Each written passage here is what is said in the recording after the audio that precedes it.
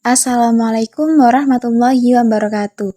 Halo teman-teman mahasiswa, dalam video kali ini kami dari kelompok 11 akan menyampaikan hasil diskusi kami yang berjudul Rancangan Usaha Baru.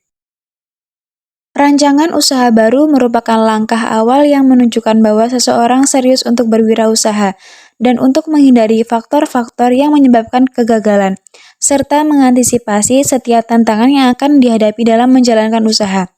Pembuatan rancangan usaha menunjukkan sikap yang bersungguh-sungguh dalam berusaha dan komitmen yang kuat untuk menjalankan usahanya, sehingga tidak mudah menyerah dan putus asa ketika menghadapi setiap kendala dan risiko usaha. Pembahasan yang pertama, apa sih yang dimaksud rancangan usaha baru? Rancangan adalah serangkaian tindakan yang akan dilakukan untuk masa mendatang dalam rangka mencapai tujuan yang diinginkan. Menurut Dan Steinhoff dan John F. Burgess, dalam Suryana tahun 2003, wirausaha adalah orang yang mengorganisir, mengelola, dan berani menanggung resiko untuk menciptakan usaha baru dan peluang berusaha.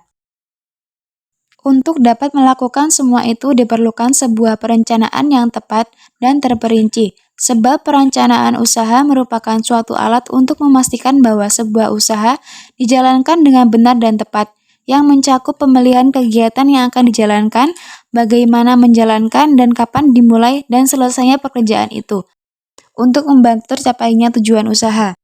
Menurut Norman dan Thomas, dalam Suryana tahun 2003 mengemukakan definisi wirausaha sebagai berikut.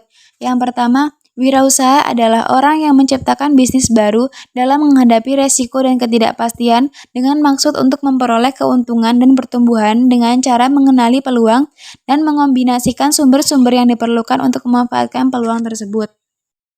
Selanjutnya, tujuan rancangan usaha baru. Yang pertama, perencanaan pendirian bisnis. Kedua, menentukan visi dan misi. Ketiga, perencanaan pengembangan bisnis. Keempat, meminimalkan resiko kegagalan. Kelima, menganalisa pasar dan kompetitor. Yang keenam, memperoleh laba atau keuntungan yang lebih banyak. Dan yang terakhir, memprediksi hasil bisnis. Apa sih yang ada dalam rancangan usaha baru? Isi rancangan usaha baru antara lain tampilan cover, pendahuluan, aspek perizinan lokasi usaha, aspek pemasaran, aspek manajemen dan organisasi, aspek produksi, aspek keuangan, aspek perencanaan risiko, dan terakhir penutup. Materi selanjutnya mengenai analisis SWOT. Analisa SWOT meliputi analisa faktor lingkungan internal perusahaan mengenai kekuatan dan kelemahan organisasi. Dilakukan dengan membuat kerangka umum yang biasanya dikenal dengan resource-based fifth of the firm, di mana asumsi-asumsi dasar resource-based fifth of the firm adalah perusahaan dipandang sebagai sejumlah sumber daya produktif dan setiap perusahaan mempunyai sejumlah sumber daya yang berbeda, dan sumber daya yang membuat perusahaan mampu menetralisir ancaman dan mengeksploitasi peluang.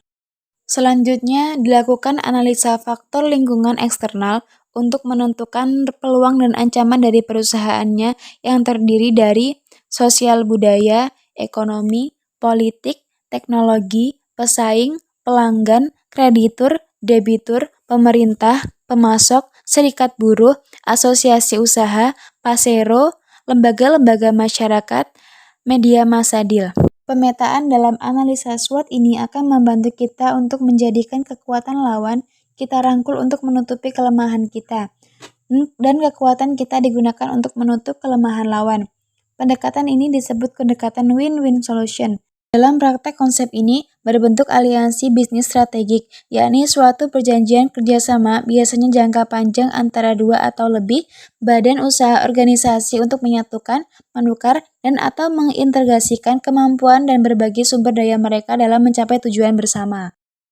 Adapun beberapa cara membuat perancangan usaha baru. Yang pertama, riset bisnis. Selanjutnya, membuat profil bisnis atau usaha. Ketiga, gambaran detail produk. Keempat, target market yang tepat. Kelima, anggaran. Keenam, tim dan strategi. Yang terakhir, investor.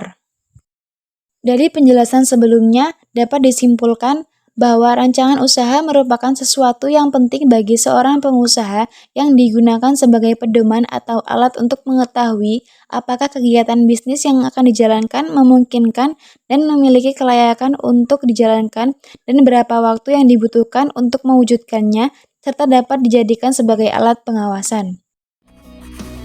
Cukup sekian penjelasan dari kelompok kami. Kurang lebihnya saya mohon maaf yang sebesar-besarnya. Kepada Allah saya mohon maghfirahnya. Saya akhiri. Wassalamualaikum warahmatullahi wabarakatuh. Dadah semuanya.